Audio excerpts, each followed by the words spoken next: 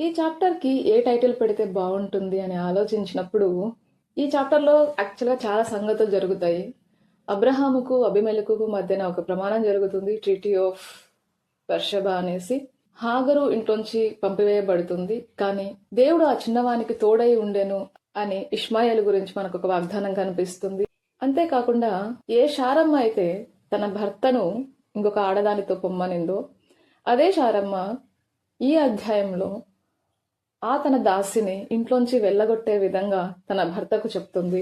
దేవుడు 12వ అధ్యాయంలో మొట్టమొదటిసారి నిన్ను గొప్ప జనముగా చేసేదను అని అబ్రహాముకు మాట ఇచ్చిన తర్వాత, అప్పుడు దరిదాపు అతని వయసు 75 సంవత్సరాలుగా మనకు వాక్యంలో చెప్పబడుతూ ఉన్నప్పుడు, ఈ అధ్యాయంలో అతడు 100 ఏళ్ల వాడైనప్పుడు ఆ వాగ్దానం నెరవేరడం ఇక్కడ మనం చూస్తూ ఉన్నాము. ఇవన్నీ గమనించినప్పుడు ఏది హైలైట్ చేయాలి? దేవుడు చూచుచున్న దేవుడు అనేసి హైలైట్ చేద్దామా, లేకుంటే దేవుడు నీకు తోడై ఉంటాడు అన్ని సమయాల్లో అని హైలైట్ చేద్దామా? మరి ముఖ్యంగా ఈ అధ్యాయంలో చాలా హైలైట్ అయ్యే విషయము శారమ్మకు కుమారుడు పుట్టడం, దాన్ని హైలైట్ చేయాలా అనిపించినప్పుడు, వీటన్నిటికన్నా ముఖ్యమైన ఒక పదము నన్ను ఆకర్షించింది ఏంటి అంటే నిర్ణయ కాలమందు. దేవుడు అవును వాగ్దానాలు ఇస్తాడు, అవును దేవుడు మనకు తోడై ఉంటాడు, అవును దేవుడు మనల్ని చూస్తూ ఉన్నాడు, అవును మన జీవితంలో వాగ్దానాలు నెరవేరుతాయి. కానీ వాటన్నిటికీ కూడా ఒక సమయాన్ని దేవుడు నిర్ణయించి ఉన్నాడు. ఆ సమయం వచ్చే వరకు, ఆ నిర్ణీత సమయం, ఆ నిర్ణయ కాలం వచ్చే వరకు కూడా మనము నిరీక్షణతో, అదేవిధంగా విధేయతతో, ఆయన ఆజ్ఞలను పాటిస్తూ, ఆయన వాగ్దానాన్ని నమ్ముతూ జీవించే వాళ్ళముగా ఉండాలి అని మనకు ఈ అధ్యాయం నేర్పిస్తుంది. కాబట్టే ఈ అధ్యాయానికి భయపడకుము, ఫియర్ నాట్. నిర్ణయ కాలమందు దేవుడు నీకు ఇచ్చిన మాట నెరవేరును అని పెట్టాలనిపించింది. ఇక్కడ ఈ అధ్యాయంలో మనకు మొదటి వచనంలోనే యెహోవా తాను చెప్పిన ప్రకారము శారాను దర్శించెను. యెహోవా తానిచ్చిన మాట చొప్పున శారాను గూర్చి చేసెను. తాను చెప్పిన ప్రకారము, తాను ఇచ్చిన మాట చొప్పున దేవుడు ఇక్కడ చేశాడు. మరి ఏం చేశాడు అంటే, ఎట్లనగా దేవుడు అబ్రహాముతో చెప్పిన నిర్ణయ కాలములో శారా గర్భవతి అయి అతని ముసలితనమందు అతనికి కుమారుని కనెను. దేవుడు 12వ అధ్యాయంలో మొట్టమొదటిసారిగా అబ్రహాముతో నిన్ను గొప్ప జనముగా చేసేదను అని ఒక వాగ్దానం అనేది ఇస్తాడు. కల్దీయుల ఊర అనే పట్టణం నుండి అతన్ని వెలుపలికి రమ్మన్నప్పుడు, అప్పుడు అతని వయసు 75 సంవత్సరాలుగా మనకు ఆ అధ్యాయంలో చెప్పబడింది. ఆ తర్వాత కూడా దేవుడు అబ్రహామును ఆశీర్వదించడం మనం గమనించాము. భూమి మీద రేణువులంతగా, ఇసుక రేణువులంతగా, ఆకాశ నక్షత్రములంతగా అతని జనమును, అతని సంతతిని దేవుడు అభివృద్ధి పరుస్తాను, విస్తరింపచేస్తాను అని. ఆ వాగ్దానాల యొక్క ఫలింపు మనము 21వ అధ్యాయంలో ఇక్కడ చూస్తున్నాము. నిర్ణయ కాలములో అబ్రహాముతో దేవుడు చెప్పిన నిర్ణయ కాలంలో శారా గర్భవతి అతని ముసలితనమందు అతనికి కుమారుని కనెను. అప్పుడు అబ్రహాము తనకు పుట్టినవాడును, తనకు శారా కలిగిన వాడైన తన కుమారునికి ఇస్సాకు అని పేరు పెట్టెను. అంతేకాకుండా దేవుడు ఆజ్ఞాపించిన ప్రకారం 8 రోజులకు ఇస్సాకుకు సున్నతి చేయించడము, అతడు పాలు విడిచిన రోజున అబ్రహాము గొప్ప విందు చేయడం మనం గమనిస్తాము. మరి శారమ్మ పరిస్థితి ఏంటి? ఆమె ఆనందము అనేది ఎలా వెలుగుచ్చుతోంది అంటే, దేవుడు నాకు నవ్వు కలగజేసెను, వినువారెల్లా నా విషయమై నవ్వుదురు అనెను. అంతేకాకుండా శారా పిల్లలకు స్తన్యమిచ్చునని ఎవరు అబ్రహాముతో చెప్పును, నేను అతని ముసలితనమునందు కుమారుని కంటిని కదా. God has brought me laughter and everyone who hears about this will laugh with me. She added, who would have said to Abraham that Sarah would nurse children, yet I have borne him a son in his old age. ఇది జరిగిన తర్వాత ఇష్మాయేలు పరిహసించుట చూచి అని కనిపిస్తుంది మనకు 9వ వచనం చివరిలో. కానీ ఇక్కడ డైరెక్ట్గా ఇష్మాయేలు అని రాసలేదు. కానీ అబ్రహామునకు ఐగుప్తురాలైన హాగరు కనిన కుమారుడు పరిహసించుట చూచి అనేది ఉంది. అంటే ఇక్కడ డైరెక్ట్ గా ఇష్మాయేలు చేశాడు పరిహాసం అని చెప్పడం లేదు. కానీ ఇష్మాయేలు యొక్క తల్లిదండ్రులను ఇక్కడ దేవుడు గుర్తు చేస్తూ ఉన్న, బాలుడు నడవవలసిన త్రోవను చూపించాల్సిన బాధ్యత ఈ లోకంలో తల్లిదండ్రులది. అనే పాఠం మనం ఇక్కడ నేర్చుకోవచ్చు. షారా చూసిన తర్వాత, అంటే ఇక్కడ ఇష్మాయేలు మరియు నా కుమారుడు ఇస్సాకు ఒకే ఇంట్లో పెరగడము, వారసులుగా అబ్రహాముకు ఉండడము అనేది జరుగుతూ ఉన్నప్పుడు ఈ ఫ్రిక్షన్స్ అనేవి ఈ రోజే ఈ విధంగా ఉంది అన్నప్పుడు ఫ్రిక్షన్స్ అనేవి పెరుగుతూనే వస్తాయి, వాటి వల్ల సమస్యలు కూడా వస్తాయి అని ఆలోచించిన శారమ్మ హాగరును మరియు ఇష్మాయేలును ఇంట్లోంచి వెళ్ళగొట్టే విధంగా అబ్రహాముతో చెప్తుంది. ఇది విన్న అబ్రహాముకు ఇష్మాయేలు కూడా కుమారుడే, అది కూడా మొదట పుట్టిన కుమారుడు, ఫస్ట్ బోర్న్ సన్. తన భార్యకు కాకపోయినా కూడా ఈ భూమి మీద తనకు పుట్టిన మొదటి కుమారుడు ఇష్మాయేలు. ఇక్కడ అబ్రహాము కూడా మిక్కిలి దుఃఖపడెను. ఇప్పుడు అతను దుఃఖపడేటప్పుడు ఓదార్చగలిగిన ఒకే ఒక వ్యక్తి ఎవరు అంటే దేవుడు మాత్రమే. కాబట్టి దేవుడు అబ్రహాంతో ఇలా అంటున్నాడు, దుఃఖపడవద్దు, ఈ చిన్నవాని బట్టియు నీ దాసిని బట్టియు, ఈ చిన్నవాని బట్టియు నీ దాసిని బట్టియు నీవు దుఃఖపడవద్దు. షారా నీతో చెప్పు ప్రతి విషయంలో ఆమె మాట వినము, ఇస్సాకు వలన అయినదే నీ సంతానము అనబడును. అంతేకాకుండా అయినను ఈ దాసి కుమారుడును. కానీ దేవుడు అక్కడికి స్టాప్ చేయట్లేదండి, ఎందుకంటే ఈ దుఃఖానికి కారణము ఇష్మాయేలు దూరం అయ్యే పరిస్థితి. కాబట్టి దేవుడు అక్కడికి స్టాప్ చేయకుండా అయినను ఈ దాసి కుమారుడును నీ సంతానమే కనుక అతనిని కూడా ఒక జనముగా చేసేదను అని అబ్రహాముతో చెప్పెను. కాబట్టి తెల్లవారినప్పుడు అబ్రహాము లేచి ఆహారమును నీళ్ల తిత్తిని తీసుకొని ఆ పిల్లవానితో కూడా హాగరునకు అప్పగించి ఆమె భుజము మీద వాటిని పెట్టి ఆమెను పంపివేసెను. దేవుడు ఆ విధంగా ఓదార్చిన తర్వాత అదే విధంగా అతను చేయాల్సిన కార్యం ఏమిటి, నడవవలసిన త్రోవ ఏమిటి అనేది అబ్రహాముకు చెప్పిన తర్వాత అబ్రహాము దేవుని మాటను అంగీకరించి విధేయత చూపించి ఇక్కడ తన కుమారుణ్ణి హాగరుతో పంపించి వేయడము అనేది మరుసటి రోజు చూస్తూ ఉన్నాము. హాగరు ఆ విధంగా తన కుమారుడితో బయటికి వచ్చాక ఎక్కడికి వెళ్ళాలి? ఆమె ఒక దాసులను సహజంగా కొనడం జరుగుతుంది. ఎవరైతే ఆమె కుటుంబం అనబడతారో వారితో ఆమెకు సంబంధం ఆ కొన్న రోజునే తెగిపోయి ఉంటుంది. అంటే ఆమెకు నా అన్న వాళ్ళు ఎవరు ఉండరు. తనను కొనింది తన యజమానురాలు ఎవరు అంటే శారమ్మ. ఇప్పుడు అదే శారమ్మ బయటికి వెళ్ళడానికి కారణమైంది.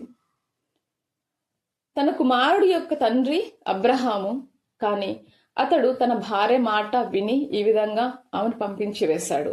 కాబట్టి హాగరుకు ఈ ప్రపంచంలో ఈ లోకంలో తన వారు ఎవరూ లేరు, తన కుమారుడు తప్ప. అదేవిధంగా ఎక్కడికి వెళ్ళాలో తెలియని పరిస్థితి, దిక్కుతోచని పరిస్థితిలో ఆమె బయర్షెబా అరణ్యంలో అటు ఇటు తిరుగుతూ ఉన్నట్లు మనము 14వ వచనం చివర్లో చూస్తాము. అంతేకాకుండా ఆ సమయంలో అబ్రహాం ఇచ్చి పంపించిన ఆహారము, నీరు అన్నీ అయిపోవడం జరుగుతుంది. ఏ విధంగా తన కుమారుణ్ణి పోషించుకోవాలి, ఏ విధంగా వాళ్ళ జీవనం గడపాలనో ఆమెకు అర్థం కానప్పుడు కుమారుణ్ణి ఒక పొద దగ్గర పెట్టేసి ఆమె అతనికి ఎదురుగా కొంత దూరంలో కూర్చొని ఏడుస్తూ ఉంటుంది. ఎలుగెత్తి ఏడ్చెను అని మనం ఇక్కడ గమనిస్తాము. అప్పుడు దేవుని దూత ఆకాశము నుండి హాగరును పిలిచి, హాగరు నీకేమి వచ్చినది, భయపడకుము. ఆ చిన్నవాడు ఉన్న చోట దేవుడు వాని స్వరము విని ఉన్నాడు. నీవు లేచి ఆ చిన్నవానిని లేవనెత్తి నీ చేత పట్టుకొనుము, వానిని గొప్ప జనముగా చేసేదను అని ఆమెతో అనెను. ఈ వచనాల్లో మనకు భయపడకుము అన్నమాట, దేవుడు వాని స్వరము విని ఉన్నాడు అనేది, మూడోది గొప్ప జనముగా చేసేదను. ఈ 3 మాటల్లో అక్కడ దేవుడు వాళ్ళ పరిస్థితి చూస్తూ ఉన్నాడు, వాళ్లకు ఆశీర్వాదం ఇస్తూ ఉన్నాడు అని తెలియజేసే విధంగా ఉన్నాయి. అంతేకాకుండా దేవుడు ఆమె కన్నులు తెరచినందున ఆమె నీళ్ల ఊట చూచి వెళ్లి ఆ తిత్తిని నీళ్లతో నింపి చిన్నవానికి త్రాగనిచ్చెను. అంతేకాకుండా దేవుడు ఆమె కన్నులు తెరచినందున ఆమె నీళ్ల ఊట చూచి వెళ్లి ఆ తిత్తిని నీళ్లతో నింపి చిన్నవానికి త్రాగనిచ్చెను. దేవుడు ఆ చిన్నవానికి తోడై ఉండెను. అవునండి, ఇక్కడ ఇష్మాయేలుకు దేవుడు తోడై ఉన్నాడు. తండ్రికి దూరమైన ఆ కుమారుడికి ఎక్కడికి వెళ్ళాలి, ఏ విధంగా బ్రతకాలో తెలియని ఆ సందర్భంలో, తన తల్లి తప్ప తనకు ఎవరూ లేని ఆ సమయంలో దేవుడే ఆ చిన్నవానికి తోడై ఉండెను అని గమనిస్తూ ఉన్నాము. అతడు పెరిగి పెద్దవాడై ఆ అరణ్యములో కాపురం ఉండి విలుకాడు ఆయను. అతడు పారాను అరణ్యములో ఉన్నప్పుడు ఆమె తల్లి ఐగుప్తు నుండి ఒక స్త్రీని తెచ్చి అతనికి పెళ్లి చేసెను.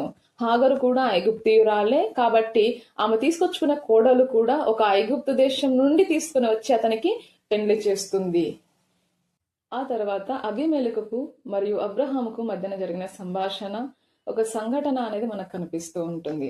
అబీమెలెకు మరియు అతని సేనాధిపతి ఫీకోలు అబ్రహాం కలవడానికి వచ్చి అతనితో మాట్లాడతారు. ఏమని అంటే, నీవు చేయు పనులు అన్నింటిలోనూ దేవుడు నీకు తోడై ఉన్నాడు కనుక నీవు నన్నైనను నా పుత్ర పౌత్రాదులనైనను, అంటే అతని సంతతి వారిని, తన వారసులను వంచింపక నేను నీకు చేసిన ఉపకారము చెప్పున నాకును నీవు పరదేశివై ఉన్న ఈ దేశమునకు చేసేదనని నీవు దేవుని పేరట ఇక్కడ నాతో ప్రమాణము చేయుము అని అడుగుతాడు అబీమెలెకు అబ్రహాముని. అందుకు అబ్రహాము ప్రమాణము చేస్తాను అని చెప్తాడు. కానీ ఇక్కడ ఒక కంప్లైంట్ కూడా చేయడం జరుగుతుంది. అబ్రహాము ఒక బావిని తవ్వించింటాడు. ఆ బావిని బలాత్కారంగా అబీమెలెకు దాసులు తీసుకునింటారనమాట. దాని విషయమై అబీమెలెకుకు అబ్రహాము చెప్తాడు, ఈ విధంగా జరిగింది, నేను ఒక బావి తవ్వించుకున్నాను, ఆ బావిలో నేను యూజ్ చేస్తూ ఉంటే నీ దాసులు, నీ సర్వెంట్స్ వచ్చేసి దాన్ని బలవంతంగా నా దగ్గర నుంచి తీసుకున్నారు అనేసి అతనితో చెప్తాడు. అందుకు అబీమెలెకు, ఈ పని ఎవరు చేశారో నేనెరగను, నువ్వు కూడా నాతో చెప్పలేదు, నేను నేడే గాని ఈ సంగతి వినలేదు, అంటే ఇంతవరకు నేను ఈ విషయం గురించి వినలేదు అని చెప్తాడు. గొర్రెలను గొడ్లను తెప్పించి అబీమెలెకుకు ఇవ్వడము, ఆ విధంగా వాళ్ళు ఒకరితో ఒకరు నిబంధన చేసుకోవడం జరుగుతుంది. కానీ ఇక్కడ అబ్రహాము ఒక కంప్లైంట్ లేవదీస్తాడు. అబీమెలెకు తన దాసులు ఒక బావిని అబ్రహాము దగ్గర నుంచి తీసుకున్నట్లు నాకు తెలియనే తెలీదు, నువ్వు కూడా నాకు ఎప్పుడు చెప్పలేదు, నేను ఇంతవరకు వినలేదు అన్నాడు కదా. అందుకు అబ్రహాం ఏం చేస్తాడంటే తన గొర్రెల మందలో నుండి 7 పెంటి పిల్లను వేరుగా పక్కన పెడతాడు. ఈ ట్రాన్సాక్షన్ గొర్రెలది గొడ్లది పూర్తి చేసుకున్న తర్వాత అబీమెలెకు వాటిని చూస్తాడు. ఇవి ఎక్స్ట్రాగా పక్కకు ఉండడం గమనించి ఇవి ఎందుకు అని అడుగుతాడు. అడిగినప్పుడు అబ్రహాము, నేనే ఈ బావిని త్రవ్వించినందుకు నాకు సాక్షార్థంగా ఈ 7 గొర్రె పిల్లలను నీవు నా చేత పుచ్చుకోవాలను, అంటే నువ్వు నా చేత తీసుకోవాలి, అంటే ఇది మనిద్దరి మధ్యకి ఒక ప్రమాణంగా ఉంటుంది. అంటే నేను తవ్వించాను అని నువ్వు అంగీకరిస్తూ ఉన్నట్లుగా, ఈ బావి నాది అని నువ్వు అంగీకరిస్తూ ఉన్నట్లుగా, ఈ బావి గురించి నీకు తెలుసు అని నువ్వు అంగీకరిస్తూ ఉన్నట్లుగా నువ్వు ఈ గొర్రె పిల్లల్ని నా చేతి నుంచి తీసుకోవాలి అనేసి అబీమెలెకుకు ఇవ్వడం జరుగుతుంది. అక్కడ వారిద్దరూ ఆ విధంగా ప్రమాణం చేసుకున్న తర్వాత అబీమెలెకు మరియు అతని సేనాధిపతి అయిన ఫీకోలుతో కలిసి ఫిలిష్తీయుల దేశంకు తిరిగి వెళ్ళిపోతారు. ఆ ప్లేస్ కి, అంటే వాళ్ళ ప్రమాణం చేసుకున్నందుకు ఆ ప్లేస్ కి బెయేర్షెబా అన్న పేరు వస్తుంది. అంటే దాని అర్థం ఏంటి అంటే, దాని అర్థం సాక్షార్థమైన బావి అనేసి. వాళ్ళు వెళ్ళిపోయాక అబ్రహాము ఆ బెయేర్షెబాలోనే ఒక పిచుల వృక్షమును నాటి అక్కడ నిత్యమైన యెహోవా పేరట ప్రార్థన చేసెను అని ఉంటుంది. పిచుల వృక్షము, దీన్ని మనకు ఇంగ్లీష్ ట్రాన్సాక్షన్ లో అయితే టామరిస్క్ ట్రీ అనేసి, టామరిస్క్, దీనికి టామరిన్ ట్రీతో సంబంధం లేదండి. టామరిన్ ట్రీ అంటే మన చింత చెట్టు, దానికి ఈ టామరిస్క్ ట్రీకి సంబంధం లేదు. టామరిన్ ట్రీ అనేది ఇది ఒక పండును ఇచ్చేటువంటి ఒక మొక్క అయితే, టామరిస్క్ ట్రీ అనేది పండ్లను కాయదు, ఇది ఒక పొద లాంటిది, ఒక ష్రబ్ అన్నమాట. ఆ వృక్షం నాటి అక్కడ నిత్య దేవుడైన యెహోవా పేరిట ప్రార్థన చేసెను అని ఉంటుంది. అబ్రహాము ఫిలిష్తీయుల దేశంలో అనేక దినములు పరదేశిగా నుండెను. ఈ వచనంతో మనకు 21వ అధ్యాయం పూర్తవుతుంది. మరి ఈ చాప్టర్ నుంచి మనం నేర్చుకోవాల్సిన విషయాలేంటి? మొట్టమొదటి విషయం, దేవుడు తాను ఇచ్చిన మాటను, చేసిన వాగ్దానమును నెరవేర్చే దేవుడు, కాకపోతే అది నిర్ణయ కాలమందు జరుగుతుంది. అందుకు మనం తొందరపడాల్సిన అవసరం లేదు. అఫ్ కోర్స్ ఈ లోకంలో మనం జీవించేటప్పుడు ఈ సమయంలో ఇది జరిగితే బాగుంటుంది, ఈ సమయంలో ఇది జరిగిపోవాలి, ఇలాంటి లెక్కలు, కట్టుబాట్లు, పద్ధతులు ఏదైనా కావచ్చు, మనమంటూ కొన్ని ఈ విధంగా జరగాలి అన్న ఒక ఎక్స్పెక్టేషన్ పెట్టుకొని ఉంటాము. దేవుడు ఎప్పుడైతే దాన్ని జరగాలి అని నిర్ణయించి ఉంటాడో ఆ సమయంలో ఖచ్చితంగా నెరవేరి తీరుతుంది. కాకపోతే ఇందులో మనకు ఉండాల్సిన 2 లక్షణాలు ఏంటి అంటే, దాన్ని పొందుకోవడానికి 1 నిరీక్షణ, 2 విధేయత. ఆ 2 కూడా ఇక్కడ మనము అబ్రహాము జీవితం నుంచి నేర్చుకోవాల్సిన పాఠాలు. అబ్రహాము కూడా పర్ఫెక్ట్ పర్సన్ కాదండి, కానీ తన విశ్వాసంలో అతను ఎదుగుతూ వస్తూ ఉన్నాడు. ఆ విశ్వాసంలో విధేయతలో మొదట అతను విధేయత చూపించడం స్టార్ట్ చేశాడు. విశ్వాసంలో పరిపూర్ణం ఇంకా కాలేదు. అబ్రహాం అవుతాడు. అంటే అది ఒక జర్నీ. అదే విధంగా ఆ ప్రయాణంలో మనం కూడా ముందుకు వెళ్ళే విధంగా దేవుణ్ణి మనం ప్రార్థించి, ఆ ప్రార్థనలో ఆ విషయము, ఆ నిరీక్షణతో మనము జీవించే జీవితాన్ని కూడా దేవుణ్ణి అడిగి పొందుకుందాము. రెండో విషయం, ఒక్కొక్కసారి మనకు ఎదురయ్యే సందర్భాలు బహు దుఃఖకరమైనవి ఉంటాయి. అబ్రహాము మిక్కిలి బాధపడెను అని చూస్తాము. ఇష్మాయేల్ను పంపించాలి అని తన భార్య చెప్పినప్పుడు. ఇక్కడ అబ్రహాముకు ఎవరు లేరు. తనకన్నా పెద్దవాళ్ళు, తనని ఓదార్చే వాళ్ళు తనకెవరూ లేరు. తన భార్య, తన జీవిత భాగస్వామే ఈ బాధకు, ఈ సంక్లిష్టమైన సందర్భానికి కారణమైంది. మరి అబ్రహాం ఎవరితో చెప్పుకుంటాడు? ఎవరితో చెప్పుకోలేడు. కానీ మిక్కిలి బాధతో ఉన్నాడు, మిక్కిలి దుఃఖంతో ఉన్నాడు. కానీ ఆ సమయంలో అతని ఓదార్చింది, తాను ఏ దారి ఎంచుకోవాలి, ఏం చేయాలి అనే విషయం అతనికి చెప్పింది. ఆ రోజు మార్గనిర్దేశకం చేసింది ఎవరు అంటే దేవుడే. దేవుడు వచ్చి దుఃఖపడవద్దు అని అబ్రహామును ఓదార్చాడు. నీ భార్య మాట వినుము, కానీ బాధపడద్దు. నేను నీ కుమారుడే, ఇష్మాయేలు కూడా నీ కుమారుడే, కాబట్టి నేను అతనికి తోడై ఉంటాను. నీ స్థానంలో నేను అతనికి తోడై ఉండి అతని ఒక గొప్ప జనముగా చేస్తాను. అతని నుండి 12 మంది రాజులు వస్తారు అని ఆల్రెడీ దేవుడు అతనికి ఒక వాగ్దానం ఇచ్చి ఉన్నాడు. దాన్ని ఇక్కడ అబ్రహామునకు గుర్తు చేస్తూ ఉన్నాడు. మూడో విషయం, నిస్సహాయ స్థితిలో ఉన్న హాగరు, తండ్రి దూరమైన ఇష్మాయేలు, వీళ్ళిద్దరిని దేవుడు చూచాడు. దేవుడు ఆ చిన్నవాడికి తోడై ఉండెను అని మనం 20వ వచనంలో గమనిస్తాము. మీరు నేను కూడా ఇదే పరిస్థితిలో ఉండవచ్చు. సొంత వారిని కోల్పోయి ఉండవచ్చు, లేదు అంటే అయినా వాళ్ళు దూరం అయి ఉండవచ్చు. ఆదరణ లేని జీవితాలు మనం జీవిస్తూ ఉండిండొచ్చు, దుఃఖంలో ఉండి ఉండొచ్చు. కానీ భయపడకండి, మీకు నాకు మనందరికీ కూడా ఆ పరలోకపు తండ్రి ఆయన మనకు తోడై ఉంటాడు. ఆ మాట ఇక్కడ మళ్ళీ చెప్తున్నాడు, భయపడకుము. నాలుగో విషయం, దేవుడు హాగరు కళ్ళు తెరిచెను అని మనం గమనిస్తూ ఉన్నాము 19వ వచనంలో. ఒక్కొక్కసారి మన సమస్యకు పరిష్కారం మన ముందు ఉంటుంది, మనకు దగ్గరలోనే ఉంటుంది. కానీ మన ఫోకస్ ఆ ప్రాబ్లం మీద ఎంతగా ఉంటుంది అంటే అది తప్ప మనకు వేరే ఏది కనపడదు. మనకు దాని పెరిఫెరీ విజన్ అనేది అర్థం కాదు. మనకు చుట్టూ అనేది మనము గమనించలేని పరిస్థితి మనది. అది మనకు జరిగిన నష్టం కారణంగా కావచ్చు, పడుతున్న కష్టం కారణంగా కావచ్చు. అది మనకు చాలా పెద్దదిగా కనిపిస్తుంది. కాబట్టి ఆ సందర్భాలు మన కన్నులు తెరవబడే విధంగా దేవుణ్ణి మనం ప్రార్థిద్దాము. దేవా, ఈ పరిస్థితిలో ఉన్న నాకు ఏం చేయాలో, ఎలాంటి నిర్ణయం తీసుకోవాలో అర్థం కావడం లేదు. కానీ ఏ నిర్ణయం నాకు సరైనదో, ఏ నిర్ణయాన్ని నీవు అంగీకరిస్తున్నావో అది నేను తీసుకునే విధంగా, అది నా జీవితంలో జరిగే విధంగా అబ్రహాము లాగానే మనం కూడా నిత్య దేవుడిని, ఆ సర్వశక్తి గల దేవుణ్ణి నిత్యము ప్రార్థించే వారిగా, ఆరాధించే వారిగా ఉందాము. దేవుణ్ణి మనం అదే విధంగా నిత్యము స్తుతిద్దాము, నిత్యము గణపరిచే వారి జాబితాలో మనం ఉండడానికి మనము ప్రయత్నం చేద్దాము. అప్పుడు మనం పరదేశిగా ఉన్నా కూడా దేవుని ప్రొటెక్షన్ అనేది మనకు ఎప్పుడూ ఉంటుంది. అబ్రహాముకు ఆ ప్రొటెక్షన్ ఉన్న విధంగా ప్రార్థన చేసుకుందాము. ప్రేమ నమ్మకం గల నా ప్రియ పరలోకమందున నా ప్రభా, ఇంతవరకు నీ రెక్కల కింద మమ్మల్ని కాచి కాపాడి ఈ విధంగా నేను స్తుతించుటకు, నిన్ను ఘనపరచుటకు మాకిచ్చిన ఈ అవకాశమును బట్టి, భాగ్యమును బట్టి వేలాది వందనములు, స్తుతులు, స్తోత్రములు ప్రభా. ఏ విధంగా అయితే శారమ జీవితంలో ఆశ్చర్యక్రియలు చేశావు ప్రభా, మా జీవితంలో ఆ విధంగానే ప్రభా మరి మా జీవితంలో మేము ఎదురు చూచుకున్న కార్యములు చేయమని మిమ్మల్ని అడిగి వేడుకుంటున్నాం తండ్రి. అదేవిధంగా ప్రభా, తండ్రికి దూరమైన ఇష్మాయేలుకు తోడై ఉన్న దేవా, మా అనుదిన క్రియల్లోనూ, మా ప్రతి నిర్ణయంలోనూ, మా ప్రతి అడుగులోనూ మేము చేయవలసిన పనులు, మేము నడవలసిన మార్గమును మాకు తెలుపము తండ్రి. మా కన్నులు తెరువు ప్రభా, నీ ప్రేమను గుర్తించలాగున బైబిల్ని ఎలా చదవాలనో మాకు తెలుపమని, బైబిల్ని ఎలా అర్థం చేసుకోవాలనో మాకు జ్ఞానం ఇమ్మని, మా తుది శ్వాస వరకు క్రీస్తు అనే గురి వద్దకు పరిగెత్తే భాగ్యమును మాకిమ్మని, యేసు క్రీస్తు అతి పరిశుద్ధ నామమున మిమ్మల్ని అతి మిక్కిలిగా అడిగి వేడుకుంటున్నాను నా ప్రియ పరలోకమందున నా ప్రభువా. ఆమేన్. ప్రైజ్ ది లార్డ్ అండి అందరికీ. Thank you so much for watching. See you tomorrow.